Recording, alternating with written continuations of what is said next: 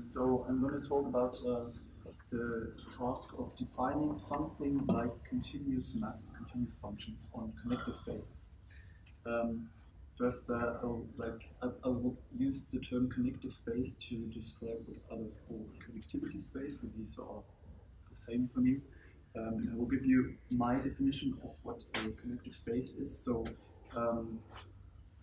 like the definition that Stefan gave you before, I want the union of non-disjoint connected sets to be connected.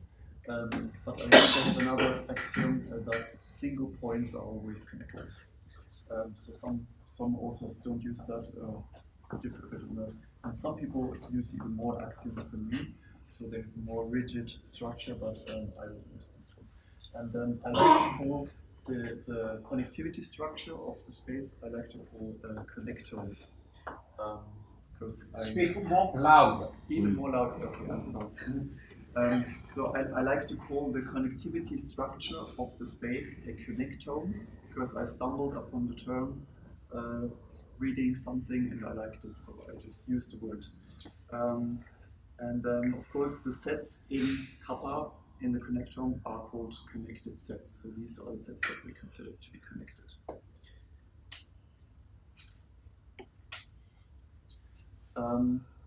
So first, let's look at topological continuity. So in topology, we use continuous maps, and they are very important. They are like the most important tool that we have. Much of the theory that we use today, like for example homotopy theory, is impossible to do without continuous maps. I would like to define something similar for connective spaces. Because when I wrote my master thesis, I was interested in developing a homotopy theory for connective spaces, which didn't exist before. But I couldn't do that without having continuous functions. So how do topological and connective spaces relate to each other? So given any topological space, maybe most of you know that you can define what a connected set means in a topological space. Is there someone who doesn't know this? No? Okay, everybody knows. Very cool. Of course, we can check that that satisfies the two axioms, which it does. So given any topological space, we can always define a connective space, which follows in a very natural way. So whenever we have a topological space, I will implicitly treat it as a connective space whenever that is feasible. So now the question is, if we have a map, a continuous map between two topological spaces x and y, can we define it that way, in a way that it will be continuous on the corresponding connective spaces?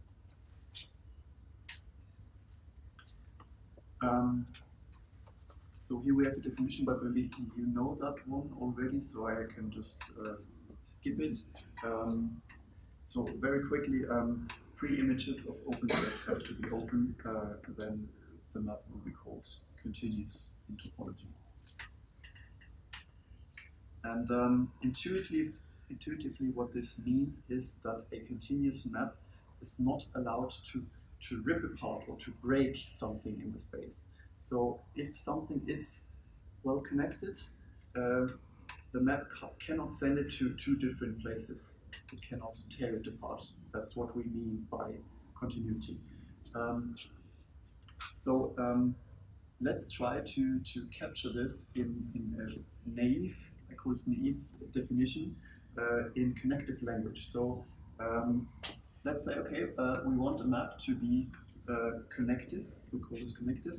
And we wanted to just map every connected set into a connected set. So what it's not allowed to do is take a set and map it into something broken, into something disconnected. We don't want this, we don't allow this.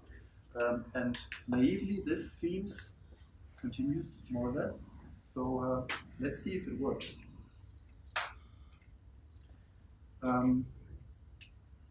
So first lemma, that looks very good.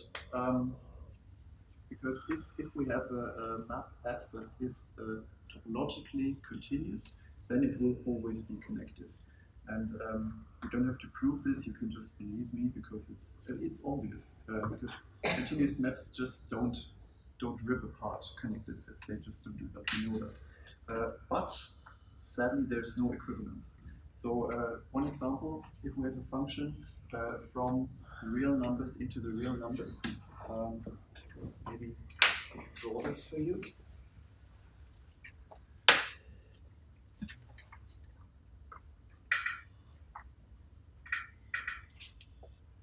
So, and actually I have a mistake in the slide. There should be a sign here. Yeah. So this is a sine of 1 over x. That's just a typo. So the function looks like this. It will squiggle here and become increasingly more squiggly. And then there's one point, which is 0. And then on the other side we have the same and smooth out like this. So this function is connective because it does not rip apart any connective set. So if you take a connected set here in the domain, it will remain connected in the image. But it's not continuous in the topological sense. So what we have is that connectiveness of a map is strictly weaker than continuity. So we can't use this, it's too weak. So let's try a second naive attempt, second definition. Let's define biconnective maps. So this definition is a bit stronger than connectivity. I want connected sets to be mapped into connected sets, but if any set is disconnected, I want it to remain disconnected. So the image is connected if and only if the pre-image was connected. Okay, so what this map does, it doesn't tear apart anything, but it also doesn't glue. It doesn't glue anything. Exactly. Thank you. So this is sadly too strong.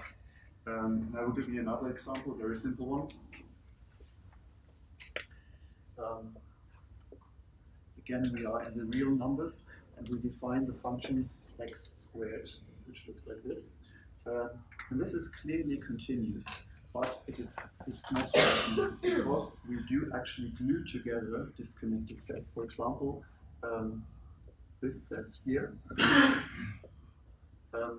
If we look at so this is clearly disconnected, but in the image it will become something like this, which is connected. So that definition is too strong. We can't use that either. So let's be a bit more systematic. Is it even possible to define something that is equivalent to continuity in this sense? And the answer is no, sadly. And I will show you why.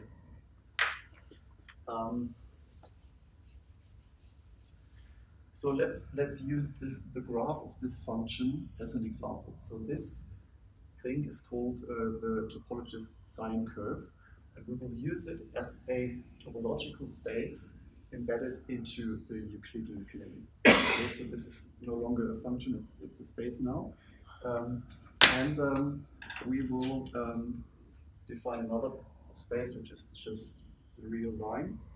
And now we will define a function that is kind of the inverse projection, if you will. So it will just map any point to the corresponding point on this space. I hope it's clear what that means.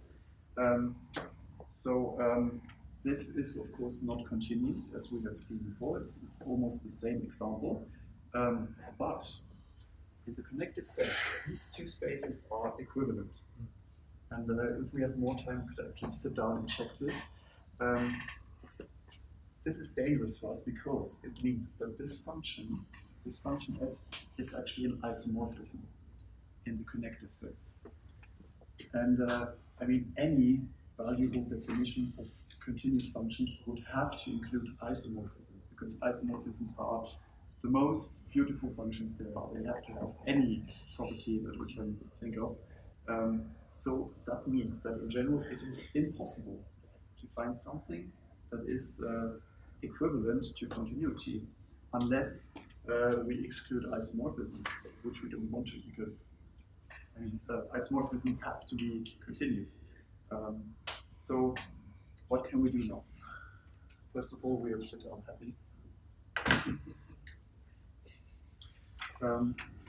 But there is a solution. We can try to restrict our category of topological spaces to a smaller subcategory that will exclude examples like this. So this is a kind of ugly space for some mathematicians. So maybe if we work with something nicer, we might avoid examples like these. And also we should find something stronger than just a connective map. So a stronger definition, but weaker than biconnective map. So something in between. And we will try to mimic the definition of topological continuity in connective language as best as we can. So first of all, we need a bit more theory. We will try to define neighborhoods in connective language, which don't exist per se, but we can define them, and I will show you how. So first of all, talking about topological neighborhoods, I will give you a proposition which we can use as a criterion. So when M is a topological manifold, and we restrict ourselves to manifolds from now on because they are an example of very nice and smooth spaces. So any manifold with or without boundary, and let's say we have a U that contains a point X. We call U an X neighborhood or a neighborhood of X. I call it X neighborhood, but normally it's called neighborhood of X. If and only if, for every sequence in the space X, sorry, that should be M, any sequence in the space M that converges to X, it will eventually land in U and stay there. This is what this means. I mean, it's quite intuitive. So if I put an X here, and we have some neighborhood U, and we want to approach it by a sequence, eventually it has to be in U, and it can't leave it anymore. Otherwise, it couldn't converge to X. So that's very intuitive, and it's. I mean, we could prove this if we had more time, which we don't have. But you can believe me that this is actually true, and we can use it as a criterion to define what it means to be a neighborhood. So what we need for this is we need a notion of sequences that converge to a point in connective language. That is a bit tricky, but we can do it. So this is going to be a bit technical now. I'm just going to show you how it's done. You don't have to follow all the details, just that you see that it can be done. First of all, I want to introduce a notation. X in brackets means the connected component of X in a topological or connective space. And now let X be a connective space, and let xk be a sequence in X, and we call it component stable if it will eventually land in one connected component of the space and stay there. So if let's draw this.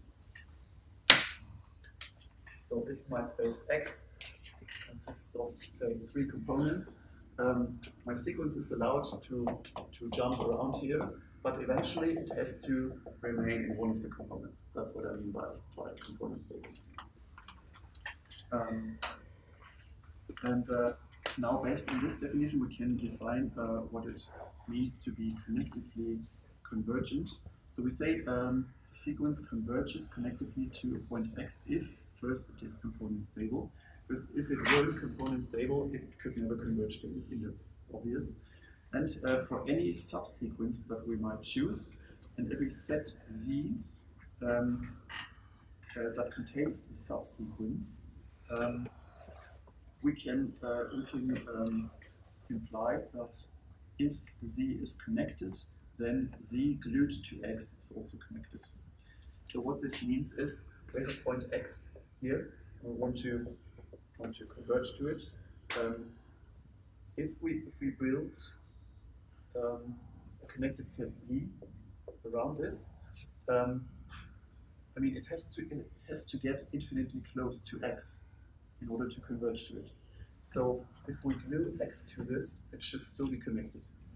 In the other case, if x is too far away, if it's out here, then this is clearly disconnected. So we can use this set Z as a tool to measure the proximity, the closeness of the sequence to x. And if it's close enough, that means it converges to x. Okay, and we can measure that by connectedness. So yeah. And why do you choose any subsequence? And not like, for instance, after a rank, you ask this property? Because imagine that, okay, let's take this example up here. So let's say we have x here, and the sequence will eventually land in this part, in this component, and then converge here. But if we don't use, if we don't make the detour of choosing a subsequence, I mean, the first few parts of the sequence are in here. So we cannot find any connected set Z that encloses all of the sequence. Yeah, but you could say for after a certain rank. Take -1 to the power n plus 1 over n, and you will see why you need this.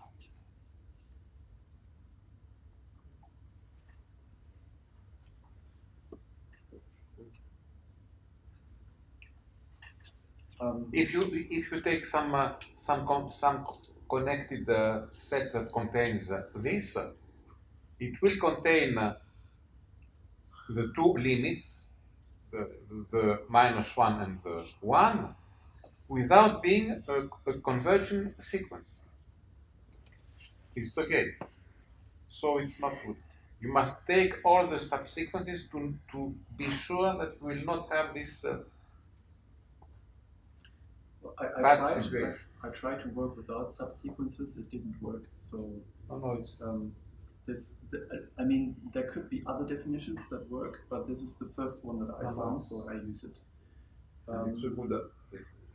So I mean, intuitively you get why this is a valid definition, and the next proposition will actually tell us that in topological manifolds with or without boundary, or in say nice spaces, this is actually equivalent to the topological convergence. So these two notations are equivalent. But in general, in any given space, this might not be the case. So there are spaces that are ugly enough that this doesn't work. Okay, and proving this is a bit technical. It would take about 10 minutes and one page of paper. So we just skip that. So back to neighborhoods. Using this notation and this definition, we can now use the criterion that we had defined before to actually define what it means to be a neighborhood. So the definition is actually the same that we wrote in the proposition a few slides before. We just added a little cover here because this indicates that this is connected convergence instead of topological convergence. But the rest is identical. So this actually gives it, like, as long as the convergence means the same, this means the same as being a topological neighborhood. So, yippee, we have a good definition of topological neighborhoods. And yeah, as the corollary tells us, in manifolds, they are in fact equivalent. But in the general case, we cannot be so sure. Would you like to see a counterexample? Yeah. Yes. Okay.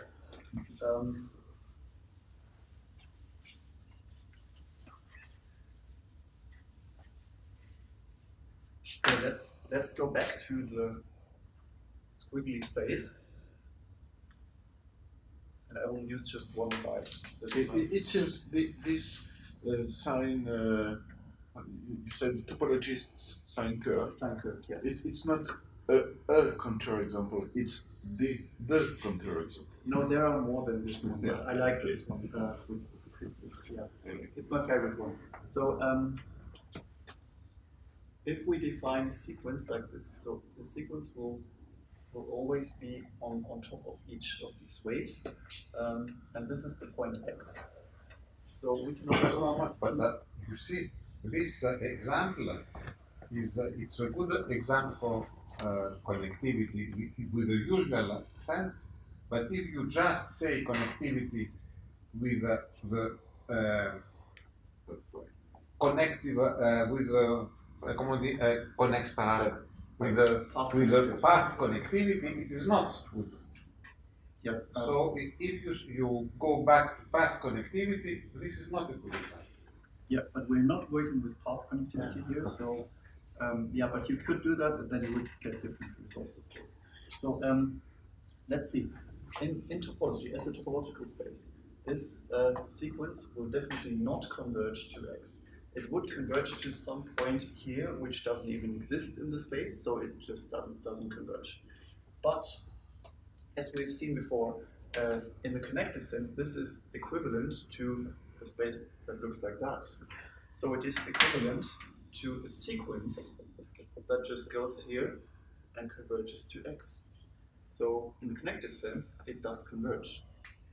Okay, so we can say xk converges connectively to X, but xk does not converge in topological sense. And that's the reason why we have to exclude spaces like this one. There are other counterexamples where it's the other way around, so like where the sequence would converge topologically but not connectively, but I think we just skip that.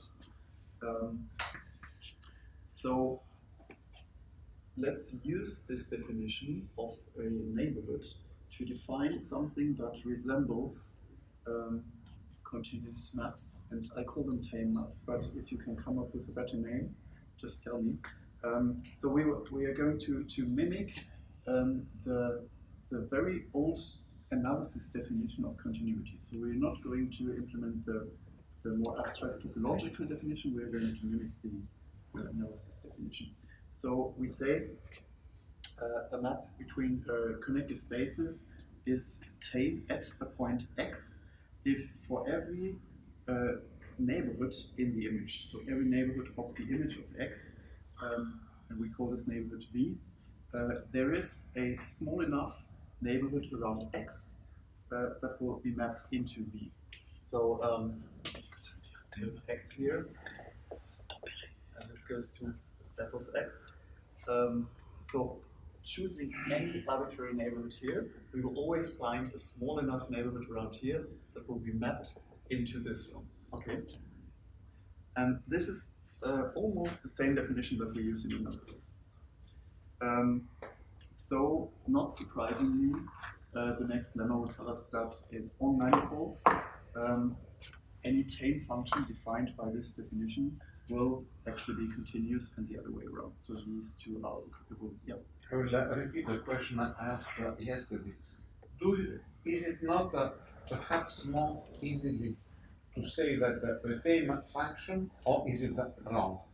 Is a tame function a function that just sends connectively converging sequences to connectively converging sequences? Just that. You asked that yesterday, and I thought a bit about it. Are you sure that in manifolds that's an equivalent definition? But in general? In general, I don't because think so. I think that in some sense when you speak of the connective neighborhood of a point, that's what you are saying. My feeling is that we just can skip the word neighborhood and just think of connectively converging sequences. Just that. And I other believe it concepts. is not equivalent. Okay. Because I checked that, but it was a year ago, so I forgot the result. But if I remember correctly, it was not exactly equivalent. So actually, the criterion with converging sequences is a bit stronger than definition using neighborhoods for some reason. Oh. I think I found some counterexample, but I can't remember which one. But like in nice spaces like manifolds, this should be equivalent, of course. Just me personally, I prefer to imagine neighborhoods because I'm used to these, so they are more intuitive for me. But yeah, you could absolutely define a function to map converging sequences onto converging sequences and see what happens. And the fact is that then you define a topology with Yes. So this is another approach. If we have neighborhoods, we can easily define a topology based on neighborhoods. And then we can say, okay, so we have constructed a topology out of the connective space. And now we say, okay, we just use all maps that are continuous with respect to this new topology. And in fact, on manifolds, this is also equivalent to tame maps. But if you apply this to graphs, it gets messy. That's why I chose to use tame maps, and I will explain a bit about that later. Yeah, but first, real quickly, so tame maps seem to be feasible, at least on manifolds and similar spaces that are nice enough. Also a quick remark, tameness is strictly stronger than continuity. So if a map is tame in the connective sense, it's always continuous, but not the other way around. The equivalence is true for nice enough spaces, but not for all spaces. And the reason why I personally chose tame maps or chose to work with tame maps is that they work nicely on graphs. And maybe a quick word about graphs in general. So we can define a graph as a connective space. Does anybody not know how we do this? How we see it as a connective space? Yes. Okay. So I will explain real quickly.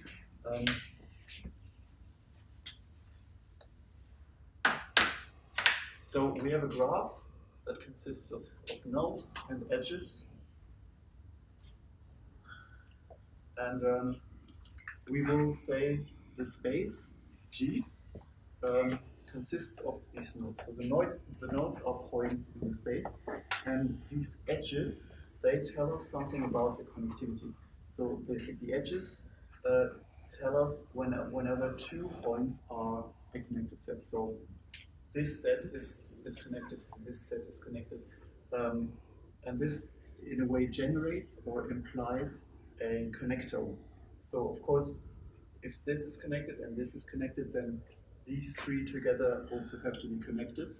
But if we apply that, even though there's no edge containing all three at the same time, but still, this whole set is connected. This is kind of implied by the graph structure. So we can view this as a connective space. Okay. What is a connective neighborhood on such a graph? The answer is very simple. I mean, you would have to go through the sequences and see actually, but if the graph is finite, or at least not very ugly infinite, then the neighborhood would always contain the point itself and all of the direct neighbors. So there's no smaller neighborhood than that. Okay. This means first we have a minimal neighborhood for every point, which is just the point itself and all direct neighbors. I call this dx, direct neighborhood of x. And any set that is bigger than this will also be a neighborhood of x. So if we apply tame maps to graphs, then they behave much intuitively like they should. So if we look at a K-map for between two graphs from G1 to G2, this means that the direct neighborhood in the image has to be contained in the direct neighborhood the direct neighborhood in the domain has to be contained in the direct neighborhood in the image. So that means neighboring points, neighboring nodes cannot be separated. So they will still be neighboring points in the image. And that's intuitively what we want. This feels continuous in a way. And also if we look at Tay maps from any given space, like a manifold, into a graph G, then this means that a small enough neighborhood around a point will always be sent onto one node and its direct neighbors. So if 2 points, like if this is a space X and we have a tame function going here, then if we have a point and a small neighborhood around it, it will be sent to some point and the direct neighbors. So nothing far away, which is what we want. We don't want small environments or small neighborhoods to be spread out far away. Okay. Now, what we discussed before shortly, if we just construct a topology and then use topologically continuous maps according to that topology, there's a problem with graphs because if we construct this sort of topology on a graph, it would lose almost all the structure. So open sets in a graph, in this sense, will be all the connected components of the graph, but nothing smaller. So like this red set here comes over. But I don't understand why an open set has to have all the connected components, all the whole component. That's why I don't understand. Why? Because Yes. Un ouvert. Yes. Un ouvert et le voisinage de chacun de ces points. so an open set is a set where every point is in the interior of the set itself. So if we want this set to be open, it doesn't work because this point lies at the boundary, if you will. Because this point has a direct neighbor that's not part of the set. So we have to grow it until it contains the whole connected component. And so in the topological sense, if we construct the topology out of this graph, then it will become a cluster. We will no longer have the graph structure, just everything in this component will be connected to everything. Okay, it will be completely connected. So because we lose so much structure, that would mean that any map that is continuous in this way, it could be any map, because you can't be discontinuous on such a space, because this space it will just be a cluster of points, totally interconnected, and another cluster maybe, and you could map anything onto that, and it will always be connected, or it will always be continuous. So that's why I chose to use Taylor, because I wanted to apply homotopy theory onto connected spaces and especially graphs in a meaningful way that is not trivial.